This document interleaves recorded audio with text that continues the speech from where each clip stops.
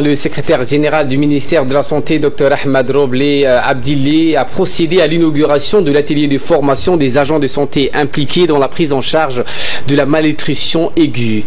En effet, la prise en charge de la malnutrition aiguë chez les enfants permet de réduire la morbidité et la mortalité des enfants de moins de 5 ans dans le pays.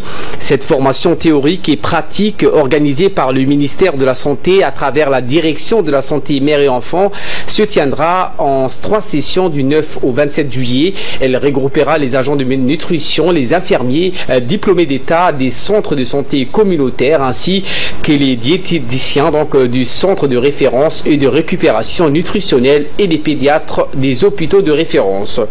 Ces formations seront animées par des médecins nationaux et le staff technique du programme national de nutrition. Elles s'intègrent dans le cadre du renforcement des compétences des agents de santé opérant dans la prise en charge de la malnutrition aiguë.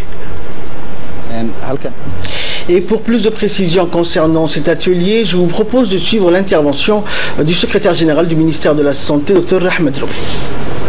Cette formation est très importante pour le ministère de la Santé, mais aussi pour vous. C'est très important parce que, comme vous le savez, la malnutrition intervient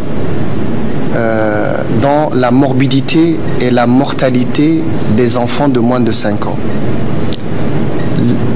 Le ministère de la Santé s'est fixé comme objectif depuis un certain nombre d'années de réduire sensiblement cette mortalité qui reste encore élevée. Donc c'est pour ça que nous adressons et nous faisons ces formations-là à l'endroit des professionnels de santé qui font des prestations aux populations. Si je vous parle un peu de la malnutrition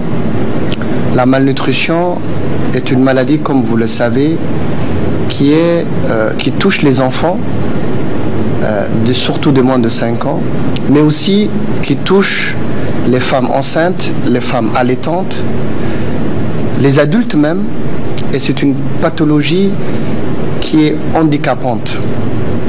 C'est une pathologie qui entraîne des handicaps neurologiques, des handicaps physiques et qui entrave le développement de l'enfant. Et donc, si une société ou si le ministère de la Santé ne s'occupe pas de la malnutrition, le taux ou la morbidité ou la mortalité, qu'elle soit infantile ou qu'elle soit infanto-juvénile, ne va pas baisser.